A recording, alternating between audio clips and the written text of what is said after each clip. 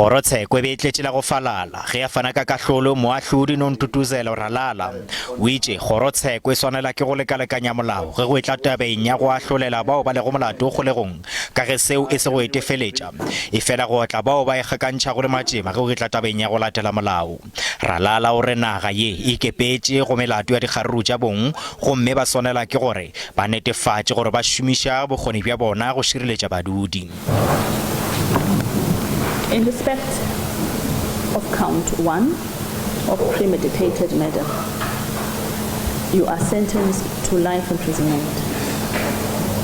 In respect of count 2, theft of motor vehicle, your sentence is that of 5 years imprisonment. Balapa ba amogetše kahlolo yeo. We were very close. She was a very lively person. The last years while she was at university, she stayed with me.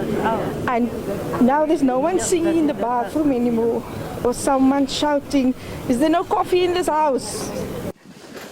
Ka provinseng ya Limpopo molatofatša wa polao gape le ramotlai wa go tsebega Levuane Matatsi o hlole a tšweletše pele ga kgorotsheko gape ka magiseterateng wa Ptoyando moo a kgethilego go se dire kgopelo ya peila.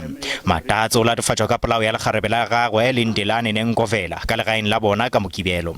Setopo sa Nenkovela se hweditšwe ka moleteng wa go tšhela ditlakala wo bo go tletše ka metsi.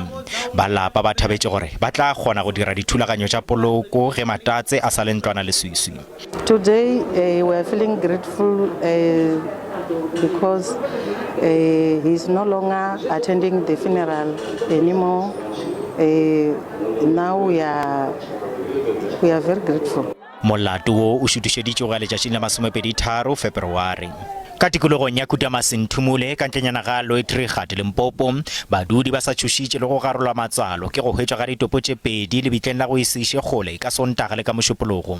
Ditopo tšeo go dumela go ba eletša bagonlwela ba bogodu bao ka dipego ba bolailego ka go tšhungwa ke sehlopha sa khamphane yeo e ipitšago ya baleta dikgoro go golegile bagonlwela ba bahlano molatong wo. Investigators attached to the Vembe True Task Team and the detectives at Makado arrested 5 suspects in connection with the alleged kidnapping and murder of 2 people, a man and a woman, whose bodies were found buried in shallow graves under Chirabusiko and Makado policing areas. The suspects are facing charges of murder and kidnapping, as well as possession of unlicensed firearm and ammunition. Balatofatšwa go letetše gore ba tšwelele pele ga kgorotsheko ya magiseterata wa Tšhilwa Bosuku go SASA.